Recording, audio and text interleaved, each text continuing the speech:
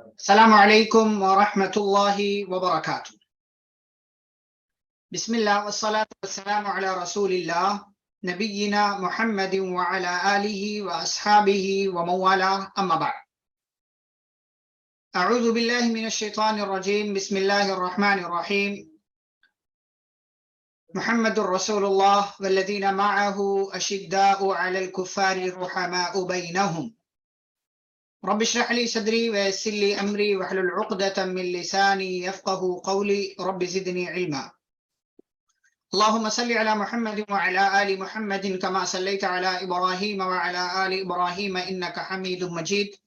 اللهم بارك على محمد وعلى آل محمد كما باركت على إبراهيم وعلى آل إبراهيم إنك حميد مجيد۔ اسلامی بھائیوں اور بہنوں، سیرت صحابہ و صحابیات پارٹ 2 کے اس کورس کی 5ویں کلاس میں آج آپ تمام کا استقبال ہے۔ اس سے پہلے کی 4 کلاسوں میں ہم نے 3 جرنیل صحابہ کا تذکرہ پڑھا، سنا اور اس کو سمجھنے کی کوشش کی۔ ان تینوں صحابہ کا تذکرہ ہوا، حضرت خالد بن ولید، حضرت عمرو بن عاص اور حضرت جعفر بن ابی طالب رضی اللہ تعالی عنہم اجمعین کا۔ آج کی اس مجلس میں ہم تذکرہ کریں گے حضرت زید بن حارثہ رضی اللہ تعالی عنہ کا۔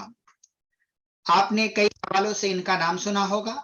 کئی طریقوں سے ان کا نام سنا ہوگا، کسی موقع سے کسی خاص واقعے میں ان کی بات آئی ہوگی یا کسی اور حوالے سے آپ ان کو جانتے ہوں گے۔ حضرت زید بن حارثہ رضی اللہ تعالی عنہ، سب سے پہلے ان کا نام، ان کا نسب، ان کا خاندان اور ان کے تعلق سے ابتدائی باتیں جانتے ہیں، پھر مزید ان کے حوالے سے کچھ باتوں کا انشاءاللہ تذکرہ ہوگا۔ ان کا نام ہے زید بن حارثہ بن شرحیل یا شرحبیل یا شرجیل، الگ الگ بعض لوگوں نے لکھا ہے، بن عبد العزہ، اور پھر اس کے بعد بن امرؤ القیس۔ زید بن حارثہ بن شرجیل بن عبد العزہ بن امرؤ القیس، یہ حضرت زید بن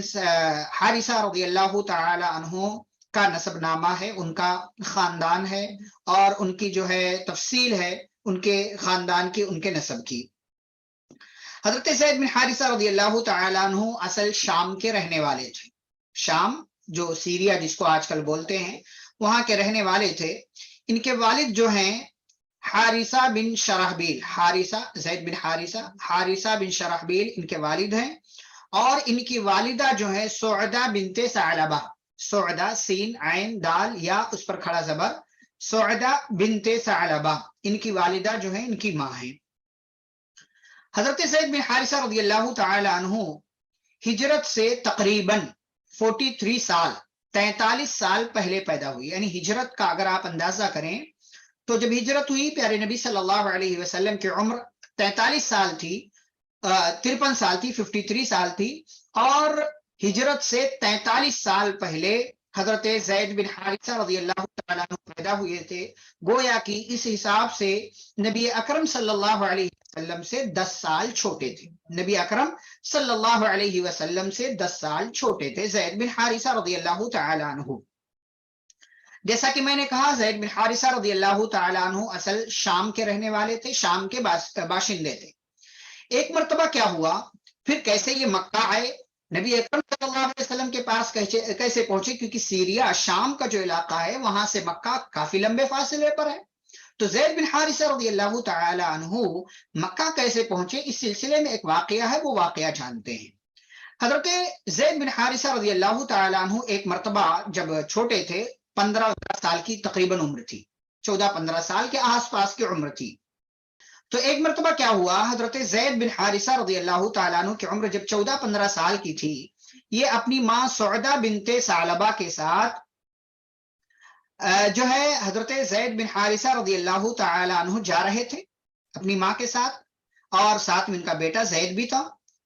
اور وہ راستے میں تھے، ایک علاقے میں جو ہے وہ رکی، پڑاؤ کیا انہوں نے کہ اسی درمیان قبیلہ تہامہ کہ ایک شاخ بنو قیس کے ڈاکوؤں نے لوٹ مار شروع کر دی۔ وہ جو علاقہ تھا حجاز میں، بہت سارے ڈاکو تھے وہاں، مطلب آس پاس میں راستے جو تجارت کے ہوتے تھے تو آنے جانے والوں کو لوگ لوٹ لیا کرتے تھے، ڈاکہ ڈال دیا کرتے تھے، مار دیا کرتے تھے۔ تو یہ ان کی ماں کے ساتھ جا رہے تھے تو ڈاکوؤں نے حملہ شروع کر دیا اور جو لوگ اس قافلے میں تھے ان تمام لوگوں کے مال پر قبضہ کر لیا، جانور وغیرہ تھے ان کو جو ہے ہانک کر کے لے کر چلے گئے اور بچوں کو قید کر لیا۔ بچوں کو کیوں قید کرتے تھے؟ کیونکہ بڑے لوگوں سے بہت زیادہ سروکار ان کو نہیں، بچے رہیں گے تو ان کو آسانی سے بیچا جا سکتا ہے، اچھی قیمت ملے گی، چاہے غلام ہو یا لونڈی ہو، یعنی چاہے بچہ ہو یا بچی ہو، اچھی قیمت ملے گی کہ اور پھر یہ جب بڑا ہوگا تو اس سے اچھا کام لے لیں گے، اسی لیے جو ہے بچوں کو قید کر لیا، اغوا کر لیا، کڈنیپ کر لیا ان لوگوں نے۔ انہی قیدیوں میں جو بچے جو قید ہوئے، انہی قیدیوں میں زید بن حارثہ رضی اللہ تعالیٰ عنہ بھی تھے۔ بعض لوگوں نے کہا اس وقت ان کی عمر 8 سال تھی، اور جیسا کہ میں نے کہا بعض لوگوں نے کہا 14 یا 15 سال کی عمر تھی حضرت زید بن حارثہ رضی اللہ تعالیٰ عنہ کی، اور ان کو قید کر لیا، اغوا کر لیا۔ اور پھر جو ہے اس زمانے میں منڈی لگتی تھی، بازار لگتا تھا انسانوں کے خریدے اور بیچے جانے کا، غلام اور لوڈیا بیچے جاتے تھے، خریدے جاتے تھے۔ تو ایسے کئی مارکیٹ تھے حجاز میں، حجاز یعنی مکہ جو اس آس پاس کا علاقہ ہے، تو مکہ کے آس پاس ہی کچھ بازار لگتے تھے، جیسے سوق عبید ہے، سوق عکاظ ہے، اور کئی ایک مارکیٹ لگتے تھے۔ تو بعض لوگوں نے کہا سوق عکاظ میں، بعض لوگوں نے کہا ہے سوق عبید میں لے جا کر کے ان ڈاکوؤں نے زید بن حارثہ رضی اللہ تعالیٰ عنہ کو بیچ دیا، جو اس وقت چھوٹے تھے۔ ان کو خریدا کس نے؟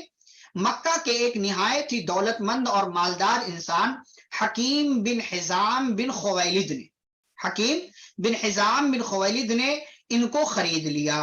کتنے درہم میں؟ 400 درہم، یعنی 400 چاندی کے سکوں کے بدلے ان کو خرید لیا، اور خرید کر کے اپنے ساتھ مکہ لے کر کے آئے۔ اور جب مکہ لے کر کے آئے تو حکیم بن حزام کو آپ جانتے ہیں، حکیم بن حزام بن خویلد، میں خویلد کا تذکرہ اضافہ کر رہا ہوں، اس حوالے سے آپ لوگ سمجھ سکتے ہیں حضرت جو حکیم بن حزام بن خویلد، کیا آپ جانتے ہیں حکیم بن حزام کون تھے؟ حکیم بن حزام کا نام آپ نے سنا ہے، جانتے کون تھے؟ یہ حضرت خدیجہ رضی اللہ تعالی عنہا، جو کہ پیارے نبی صلی اللہ علیہ وسلم کی پہلی بیوی ہیں، خدیجہ رضی اللہ تعالی عنہا کے بھتیجے تھے، خدیجہ رضی اللہ عنہا کے بھائی کے لڑکے تھے حکیم بن خویلد، حزام بن خویلد کے لڑکے تھے حکیم، اور خدیجہ بنت خویلد آپ جانتے ہیں۔ تو خدیجہ رضی اللہ تعالی عنہا حکیم بن حزام کی پھوپھی تھی، حکیم بن حزام کی پھوپھی تھی۔ تو جب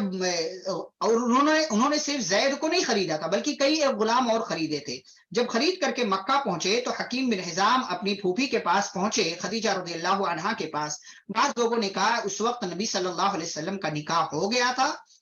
خدیجہ رضی اللہ عنہا سے، بعض لوگوں نے کہا کہ نکاح نہیں ہوا تھا بلکہ اس کے تھوڑے دن کے بعد نکاح ہوا، بہرحال جو بات بھی ہے۔ تو حضرت خدیجہ رضی اللہ تعالی عنہا سے کہنے لگے حکیم بن حزام، کہنے لگے پھوپھی جان، میں نے عکاظ بازار سے، جو سوق عکاظ ہے وہاں سے میں نے کئی ایک غلام خرید کر میں لایا ہوں، ان میں سے جو غلام آپ کو پسند ہو اسے میں آپ کی خدمت میں بطور تحفہ پیش کرنا چاہتا ہوں، اس سے مجھے خوشی ملے گی۔ چنانچہ حضرت خدیجہ رضی اللہ تعالی عنہا نے تمام غلاموں کو دیکھا اور ان میں سے زید بن حارثہ ان کو پسند آ گئے، انہوں نے ان کا انتخاب کر لیا۔ کیوں انتخاب کیا؟ کیونکہ زید بن حارثہ رضی اللہ عنہ کے چہرے سے، جیسا کہ بعض لوگوں نے لکھا، ذہانت، شرافت، اور جو ہے مطلب اس قسم کا ان کے اندر جو ایسی چیزیں محسوس ہوئی، ذہانت، شرافت وغیرہ، جس کی وجہ سے ان کا انتخاب پیارے نبی صلی اللہ علیہ وسلم کی بیوی خدیجہ رضی اللہ تعالی عنہ نے کر لیا۔ اس طریقے سے ایک لڑکا جو ابھی 8 یا 14-15 سال کی عمر کا ہے، وہ اپنے گاؤں، اپنے علاقے، اپنے ماں باپ، اپنے رشتہ داروں سے جدا کر دیا گیا اور شام کے علاقے سے مکہ میں وہ ٹرانسفر ہو گیا اغوا کے ذریعے۔ پہلے آزاد تھا، اب وہ بچہ غلام بن کر کے جو ہے مکہ کے اندر آیا، اور حکیم بن حزام نے خریدا اور حضرت خدیجہ رضی اللہ تعالی عنہا کو، یعنی اپنی پھوپھی کو تحفے کے طور پر دے دیا۔ اس طریقے سے زید بن حارثہ رضی اللہ تعالی عنہ خدیجہ رضی اللہ تعالی عنہا کے گھر پہنچ گئے۔ اب پیارے نبی صلی اللہ علیہ وسلم کی شادی جب ہوئی حضرت خدیجہ رضی اللہ تعالی عنہا سے، تو حضرت خدیجہ رضی اللہ تعالی عنہا نے اس غلام کو، زید بن حارثہ کو، نبی صلی اللہ علیہ وسلم کی خدمت کے لیے دے دیا، نبی صلی اللہ علیہ وسلم کی خدمت کے لیے دے دیا، اور وہ نبی صلی اللہ علیہ وسلم کے ساتھ رہنے لگے۔ کہیں آنا جانا ہو، کوئی اور معاملہ ہو تو زید بن حارثہ نبی صلی اللہ علیہ وسلم کے ساتھ رہا کرتے تھے۔ ایسا ہی ایک موقع آیا ایسا ہی ایک موقع آیا کہ جب اس زمانے میں بھی جب آپ صلی اللہ علیہ وسلم کو ابھی نبی نہیں بنایا گیا تھا، رسول نہیں بنایا گیا تھا، تو اس زمانے میں بھی مکہ والے اور دیگر دوسرے علاقے کے لوگ آتے تھے اور حج وغیرہ کیا کرتے تھے. حج کا کام چل رہا تھا جس بھی طریقے سے، لیکن حج کا کام لوگ انجام دیتے تھے. تو دور دراز علاقوں سے لوگ تشریف لاتے تھے مکہ میں. ایسے ہی ایک سال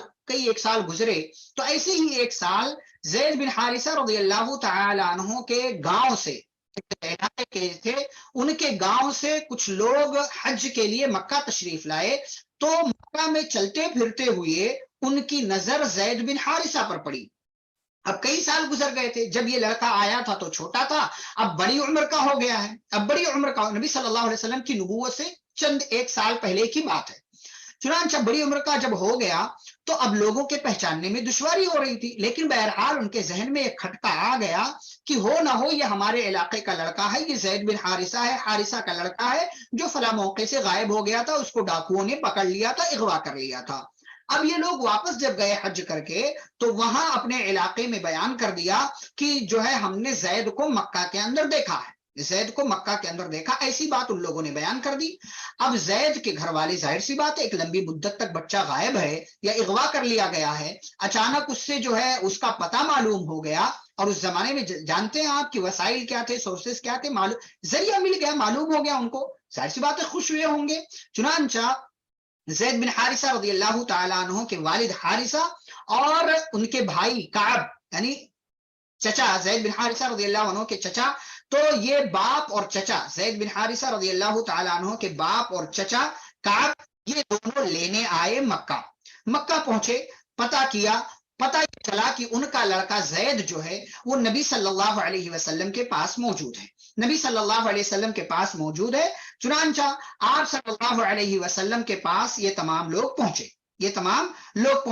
زید بن حارثہ رضی اللہ تعالیٰ عنہ اس سے پہلے ایک لمبی مدت تک آپ صلی اللہ علیہ وسلم کی خدمت میں رہ چکے تھے. آپ کا اخلاق دیکھا تھا، آپ کا اٹھنا بیٹھنا، آپ کی زندگی، آپ کے عادت و اطوار، آپ کی ساری چیزوں کا مشاہدہ حضرت زید بن حارثہ رضی اللہ تعالیٰ عنہ نے کیا تھا.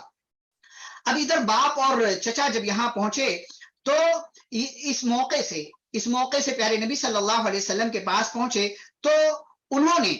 آپ صلی اللہ علیہ وسلم کے سامنے یہ بات رکھی کہ یہ میرا لڑکا ہے، اسے میرے حوالے کر دو. چنانچہ پیارے نبی صلی اللہ علیہ وسلم نے دونوں طرف کی بات سنی، تمام معاملات دیکھا، حالات کا اندازہ کیا، اور آپ صلی اللہ علیہ وسلم نے حضرت زید بن حارثہ رضی اللہ تعالی عنہ کو اختیار دیا کہ جاؤ تو جا سکتے ہو اور نہ جانا چاہو تو تم پر کوئی زور زبردستی نہیں، یعنی تمہارے ابا تمہارے چچا لینے کے لیے آئے ہوئے ہیں، جانا چاہو تو تمہارے لیے راستہ کھلا ہوا ہے، کوئی زور زبردستی نہیں، نہ جانے کے لیے اور نہ یہاں ٹھہرنے کے لیے. حضرت زید بن حارثہ رضی اللہ تعالی عنہ نے پیارے نبی صلی اللہ علیہ وسلم کے اختیار دیے جانے کے باوجود اپنے باپ اور چچا کے سامنے یہ بات کہی. انہوں نے کہی کہ میں نہیں جا رہا ہوں، مطلب انہوں نے جانے سے انکار کر دیا. تو باپ نے ڈانٹا، پھٹکارا کہ گھر والے انتظار کر رہے ہیں، رشتہ دار انتظار کر رہے ہیں، تمہارے علاقے کے لوگ انتظار کر رہے ہیں، اور دیگر تمام لوگ جو ہے غم کی اور جو ہے دکھ کے کیفیت میں مبتلا، اتنے دنوں سے تم غائب تھے، پتہ چل گیا آج ہم لینے کے لیے آئے ہوئے ہیں تو ہمارے ساتھ چلو، تم انکار کیوں کر رہے ہو. باپ نے ڈانٹا، باپ نے پھٹکارا. چنانچہ آپ صلی اللہ علیہ وسلم نے جیسا کہ میں نے کہا، انہوں نے آپ صلی اللہ علیہ وسلم یہ بات رکھی تھی کہ میں اسے تمہارے سامنے لاتا ہوں، اگر وہ تمہارے ساتھ جانا پسند کرے تو اسے اختیار ہے، بڑی خوشی سے لے جائیں، لیکن میں اس کے بدلے کچھ بھی نہیں لوں گا. اگر اس نے میرے پاس رہنے کو ترجیح دی تو پھر میں اسے تمہارے ساتھ جانے پر مجبور بھی نہیں کروں گا. نبی صلی اللہ علیہ وسلم نے بات کہہ دی تھی. تو باپ نے کہا چلو، انہوں نے انکار کر دیا. چنانچہ آپ صلی اللہ علیہ وسلم کی عادت و اطوار جو انہوں نے دیکھا تھا، مشاہدہ کیا تھا، حضرت زید بن حارثہ رضی اللہ تعالی عنہ نے اس وقت ایک بڑا شاندار جملہ ارشاد فرمایا انی قد رأیت من هذا الرجل شیئا ما انا بالذی اختار علیہ احدا ابدا. حضرت زید بن حارثہ رضی اللہ تعالی عنہ نے کہا کہ ابا جان، میں نے یہاں اس انسان کے پاس جن چیزوں کا مشاہدہ کیا ہے، جو چیزیں میں نے ان کے پاس دیکھی ہیں، اور جو شفقت، جو محبت اور جو تمام چیزیں الفت مجھے یہاں پر ملی ہے، اور جو تمام معاملات میرے ساتھ یہاں پیش آتے ہیں، میں ان سے بہت زیادہ متاثر ہوا ہوں اور میں نے ان جیسا انسان نہیں دیکھا ہے، اور اب مجھے میرے سامنے کوئی بھی آپشن رکھ دیا جائے میں اس بندے کے سوا کسی اور چیز کو اختیار نہیں کر سکتا۔ پیارے نبی صلی اللہ علیہ وسلم کے تعلق سے یہ تاریخی جملہ حضرت زید بن حارثہ رضی اللہ تعالی عنہ نے بیان کیا۔ اب جب حضرت زید بن حارثہ رضی اللہ تعالی عنہ نے یہ جملہ کہا تو پیارے نبی صلی اللہ علیہ وسلم بھی خوش ہوئے، اور آپ نے اسی موقع سے یہ اعلان کیا کہ زید میرا بیٹا ہے، آج سے زید میرا بیٹا ہے۔ آپ صلی اللہ علیہ وسلم نے ان کو اپنا بیٹا بنا لیا، اور اسی دن سے زید بن حارثہ کو زید بن حارثہ کے بجائے زید بن محمد کہا جانے لگا کہ یہ محمد صلی اللہ علیہ وسلم کے بیٹے ہیں۔ اب جب باپ نے دیکھا کہ میرے بیٹے کے تعلق سے ایک انسان یہ اعلان کر رہا ہے کہ میرا بیٹا ہے، تو باپ کو تھوڑی تسلی ہو گئی کہ چلو میرا بیٹا نہیں جانا چاہ رہا ہے، لیکن میرا بیٹا غلط ہاتھوں میں نہیں ہے، اچھی جگہ ہے، اچھے مقام پر ہے، اچھے انسان کے پاس ہے۔ کہا ٹھیک ہے۔ پھر یہ دونوں باپ بیٹے جو باپ اور چچا دو حضرت زید بن حارثہ رضی اللہ تعالیٰ عنہ کے آئے تھے، وہ دونوں واپس چلے گئے، اور ادھر زید بن حارثہ رضی اللہ تعالیٰ عنہ پیارے نبی صلی اللہ علیہ وسلم کے پاس باقی بچ گئے، اور ان کو بیٹا کہا جانے لگا، پیارے نبی صلی اللہ علیہ وسلم کا لڑکا کہا جانے لگا، زید بن حارثہ کے بجائے زید بن محمد کہا جانے لگا۔ پھر پیارے نبی صلی اللہ علیہ وسلم کو نبوت ملی، رسالت ملی، آپ کو نبی اور رسول بنایا گیا، اور آپ نے دین کی دعوت سب سے پہلے اپنی بیوی خدیجہ رضی اللہ تعالیٰ عنہ کے سامنے رکھا، انہوں نے قبول کر لیا۔ اپنے چچا زاد بھائی علی رضی اللہ عنہ کے سامنے رکھا، جن کی آپ صلی اللہ علیہ وسلم کفالت کر رہے تھے، جن کا خرچہ وغیرہ اٹھاتے تھے، انہوں نے قبول کر لیا۔ اور تیسرے نمبر پر اپنے غلام زید بن حارثہ رضی اللہ تعالی عنہ کے سامنے آپ صلی اللہ علیہ وسلم نے دین کی دعوت رکھی، انہوں نے اس دعوت کو قبول کر لیا۔ غلام کہہ لیں یا اس زمانے کے اعتبار سے بیٹا کہہ لیں یا جو بھی آپ کہہ لیں، زید بن حارثہ رضی اللہ تعالیٰ عنہ کے سامنے آپ صلی اللہ علیہ وسلم نے دین کی بات پیش کی، انہوں نے قبول کیا۔ تو تیسرے نمبر پر اسلام قبول کرنے والے زید بن حارثہ رضی اللہ تعالیٰ عنہ تھے۔ یہ تینوں گھر کے ہی بندے تھے، خدیجہ، علی اور زید رضی اللہ عنہ مجمعین، یہ تینوں گھر کے بندے تھے۔ سب سے پہلے ان کو دین کی دعوت دی تھی، انہوں نے قبول کر لیا۔ اس کے بعد ابو بکر صدیق رضی اللہ تعالیٰ عنہ جو آپ کے دوست تھے، جو آپ کے ساتھی تھے، ان سے بات رکھی، ان کے سامنے بات رکھی، تو پھر انہوں نے دین کی دعوت کو قبول کیا۔ یہ سلسلہ چلتا رہا، اور پھر پیارے نبی صلی اللہ علیہ وسلم کے ساتھ پہلے بھی زید بن حارثہ رضی اللہ عنہ رہتے تھے۔ اب آپ کو نبی اور رسول بنایا گیا تو مزید آپ کے ساتھ رہنے لگے۔ کوئی سفر ہوتا، کوئی موقع ہوتا، پیارے نبی صلی اللہ علیہ وسلم کے ساتھ حضرت زید بن حارثہ رضی اللہ تعالی عنہ موجود رہا کرتے تھے۔ ایسا ہی ایک سفر جس کا واقعہ آپ کو معلوم ہوگا، طائف کا سفر۔ پیارے نبی صلی اللہ علیہ وسلم جب اماں خدیجہ رضی اللہ عنہ کا انتقال ہوا، ابو طالب کا انتقال ہوا، مکہ والوں نے آپ کی بات کو ماننے سے انکار کر دیا، تو پھر آپ طائف تشریف لے گئے تھے تاکہ وہاں کے لوگ ہو سکتا ہے آپ کی بات کو مان لیں۔ اس سفر میں آپ کے غلام زید بن حارثہ رضی اللہ تعالیٰ عنہ آپ کے ساتھ تھے۔ آپ کو بعد میں جب لوگوں نے آپ کی بات ماننے سے انکار کر دیا، بلکہ آپ کو مارا، ستایا اور برے الفاظ، برے جملے کہے، تو تسلی کے طور پر تسلی دینے والے حضرت زید بن حارثہ رضی اللہ تعالیٰ عنہ آپ کے ساتھ موجود تھے۔ اور پھر ہجرت کا موقع آیا تو ہجرت کر کے پیارے نبی صلی اللہ علیہ وسلم گئے، اور پھر بعد میں زید بن حارثہ وغیرہ یہ تمام لوگ گئے، اور نبی صلی اللہ علیہ وسلم جس گھر میں مدینہ کے اندر کلثوم بن حدم رضی اللہ تعالیٰ عنہ کے گھر ٹھہرے ہوئے تھے سب سے پہلے، اس کے بعد ابو ایوب انصاری کے گھر گئے تھے، یعنی مدینہ سے پہلے قبا ہی میں۔ تو قبا میں جب آپ صلی اللہ علیہ وسلم تھے تبھی زید بن حارثہ رضی اللہ عنہ بھی پہنچ گئے، اور انہوں نے بھی کلثوم بن حدم رضی اللہ تعالیٰ عنہ کے گھر قیام کیا۔ اور آپ صلی اللہ علیہ وسلم نے مدینہ میں جو بھائی چارے کا رشتہ قائم کیا انصار، مہاجرین اور صحابہ کے درمیان، تو حضرت زید بن حارثہ رضی اللہ تعالیٰ عنہ کو بھائی بنایا، حمزہ رضی اللہ عنہ کا، اور گرچہ دونوں مہاجرین تھے لیکن بعض لوگوں نے لکھا ہے کہ ایک انصاری صحابی اسید بن حسیر رضی اللہ تعالیٰ عنہ کو حضرت زید بن حارثہ رضی اللہ تعالیٰ عنہ کا بھائی بنایا گیا تھا۔ پھر اس کے بعد یہ سلسلہ چلا، مسجد نبوی کی تعمیر ہوئی، اور اس کے بعد ہجرت کا دوسرا سال آیا تو جنگ بدر ہوئی، اور اس جنگ میں حضرت زید بن حارثہ رضی اللہ تعالیٰ عنہ نے شرکت کی، اور جب مسلمانوں نے اس جنگ میں کامیابی حاصل کر لی تو زید بن حارثہ رضی اللہ تعالیٰ عنہ کو نبی صلی اللہ علیہ وسلم نے ذمہ داری دی تھی کہ فتح کی خوشخبری لے کر وہ مدینہ جائیں اور مدینہ میں لوگوں کو بتائیں کہ مسلمانوں نے کافروں سے جنگ جیت لی ہے۔ حضرت زید بن حارثہ رضی اللہ تعالیٰ عنہ پیارے نبی صلی اللہ علیہ وسلم کی اونٹنی پر سوار ہوئے اور مدینہ پہنچے، اور مدینہ پہنچ کر کے مسلمانوں کو، مدینہ کے لوگوں کو، عورتوں کو یہ خوشخبری سنائی کہ مسلمانوں نے جنگ بدر میں، بدر کے میدان میں کافروں کو شکست دے کر کامیابی حاصل کر لی ہے۔ حضرت زید بن حارثہ رضی اللہ عنہ کی زندگی کا ایک اہم پہلو ہے، ایک اہم واقعہ ہے زینب بنت جحش رضی اللہ تعالی عنہ سے نکاح کا۔ زینب بنت جحش رضی اللہ تعالی عنہ سے نکاح کا، چونکہ آپ صلی اللہ علیہ وسلم نے حضرت زید بن حارثہ رضی اللہ تعالی عنہ کو اپنا بیٹا قرار دیا تھا، اور اس زمانے میں یہ سارا تصور موجود تھا، لوگ بیٹا بنا لیتے تھے اور باپ کی جگہ بیٹے کا، باپ کی جگہ جو بندہ بیٹا بناتا تھا اسی کا نام جو ہے لکھ دیا جاتا تھا۔ جیسے زید بن حارثہ کے بجائے زید بن محمد کہا جانے لگا تو لوگ زید بن محمد ہی کہتے تھے۔ آپ صلی اللہ علیہ وسلم نے زید بن حارثہ رضی اللہ تعالی عنہ کا نکاح کروا دیا اپنی پھوپھی زاد بہن زینب بنت جحش رضی اللہ تعالی عنہ سے، اور یہ وہی زینب بنت جحش ہیں کہ جن سے بعد میں آپ صلی اللہ علیہ وسلم کا نکاح ہوا، جس کی تفصیل ابھی ہم بیان کر رہے ہیں۔ تو زینب بنت جحش رضی اللہ تعالی عنہ سے آپ صلی اللہ علیہ وسلم نے نکاح کروا دیا، گرچہ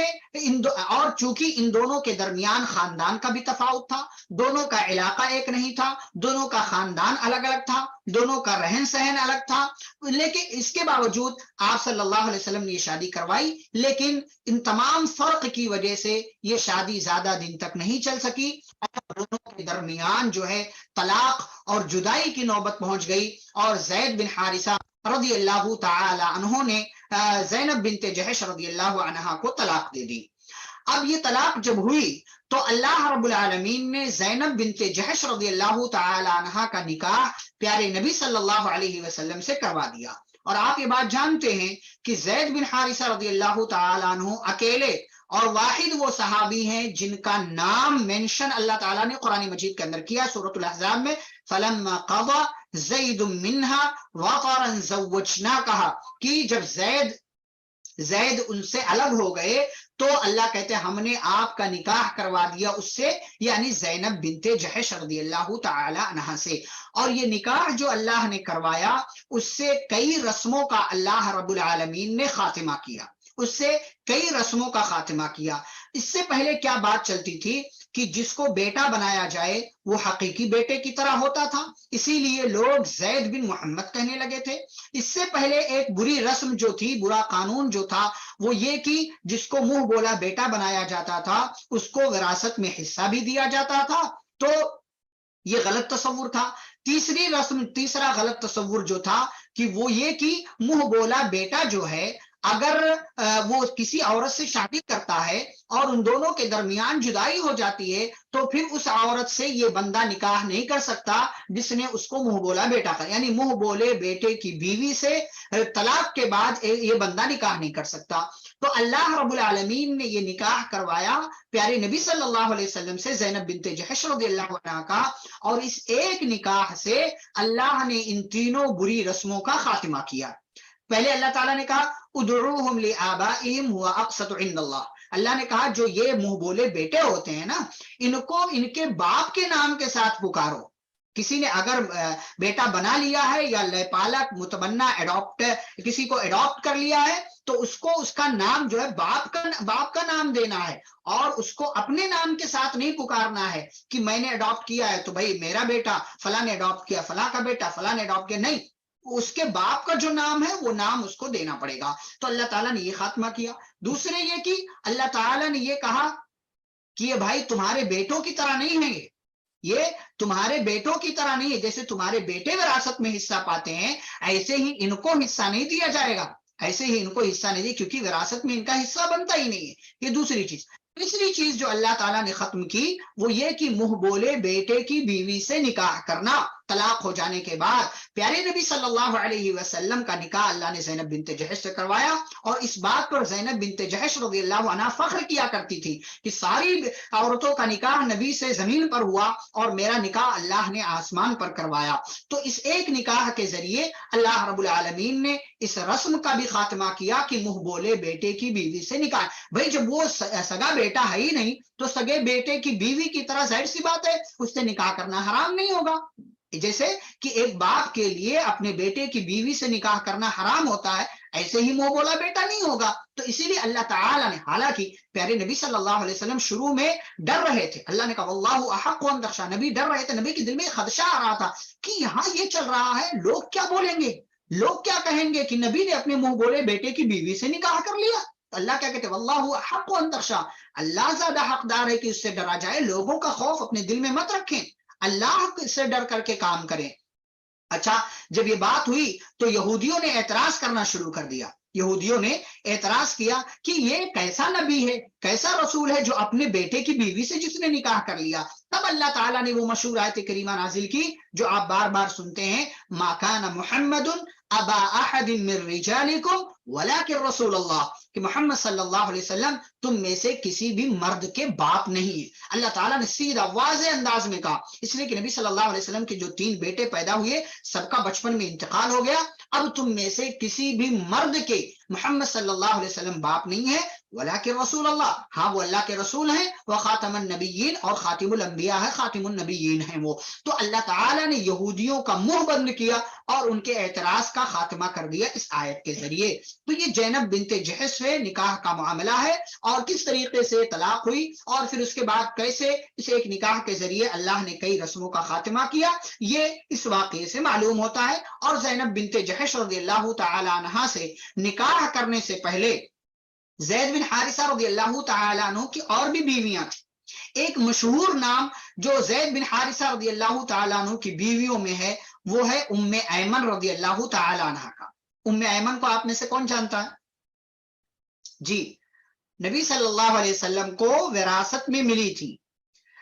حضرت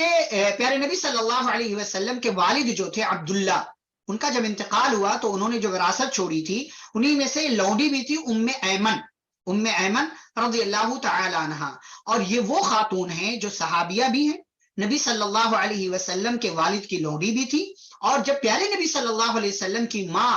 آمینہ کا 6 سال کی عمر میں، جب پیارے نبی صلی اللہ علیہ وسلم 6 سال کے تھے اور پیارے نبی صلی اللہ علیہ وسلم کی ماں آمینہ کا انتقال ہوا، تو اس کے بعد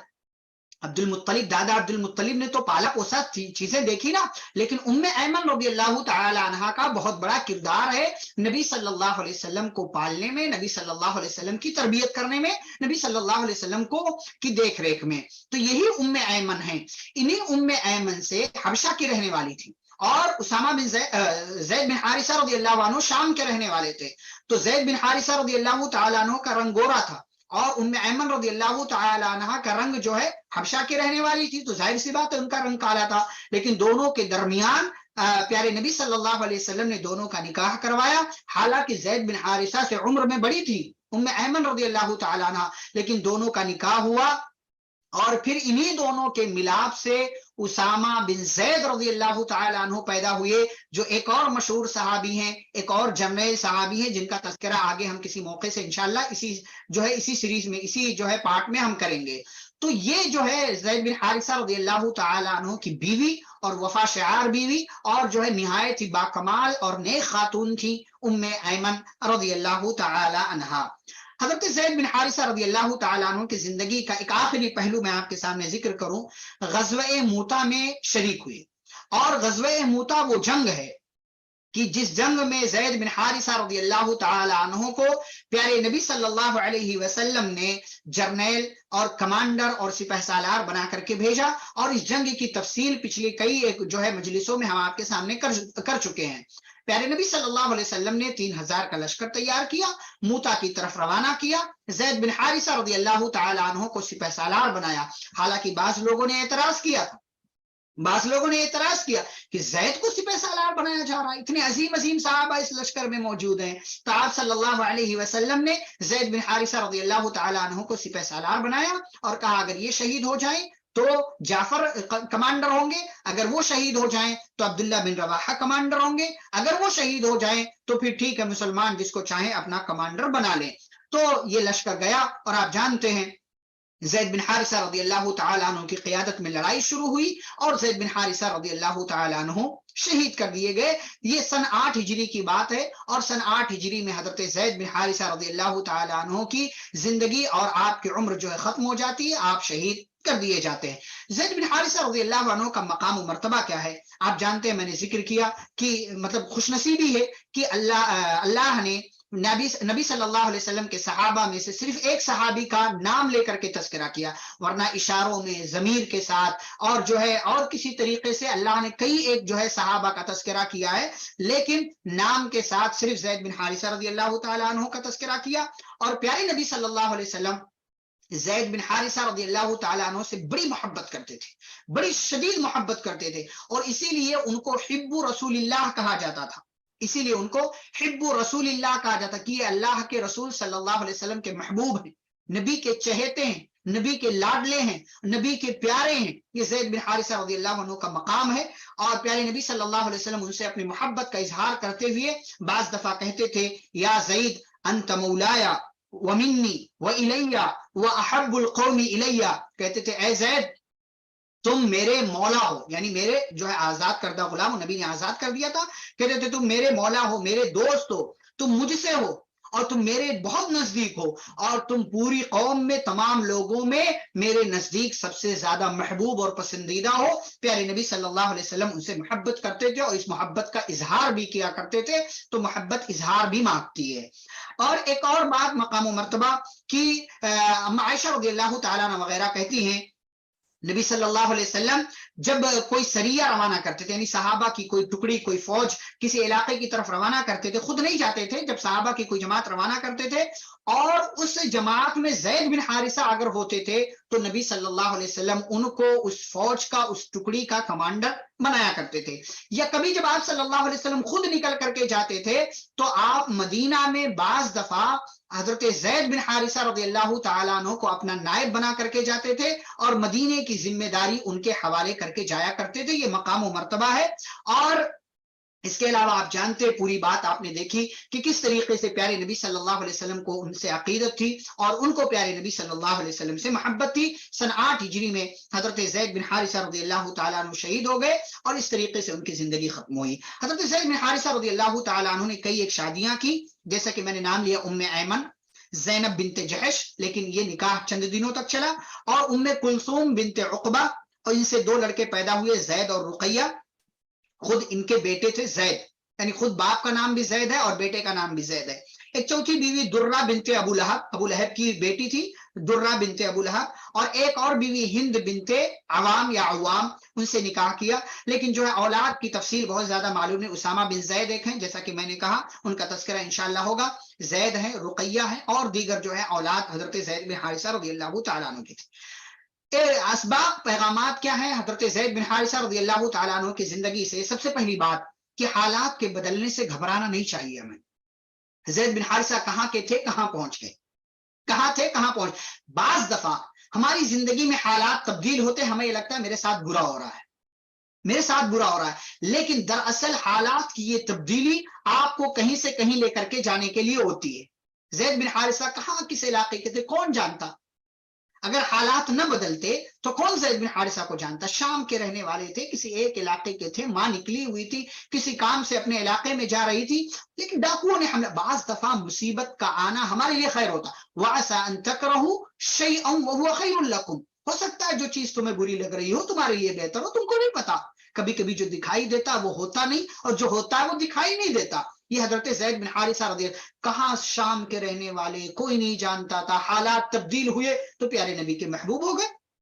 محبوب کے بھی محبوب ہو گئے، جن سے اللہ محبت کرتا ہے ان سے ان کے جو ہے محبوب ہو گئے زید بن حارثہ رضی اللہ تعالیٰ عنہ۔ اور یہ محبت ایسی ملی کہ خود زید سے بھی نبی محبت کرتے تھے، زید کی بیوی ام ایمن سے بھی محبت کرتے تھے, زید کے بیٹے اسامہ سے بھی محبت کرتے تھے, انشاءاللہ اس کا تذکرہ ہوگا. تو یہ جو ہے حالات کی تبدیلی سے کبھی گھبرانا نہیں چاہیے, بلکہ حالات کی تبدیلی کو اپنے لیے موقع سمجھنا چاہیے اور اس موقع کا صحیح استعمال کر کے اپنے آپ کو مزید نکھارنا اور سنوارنا چاہیے.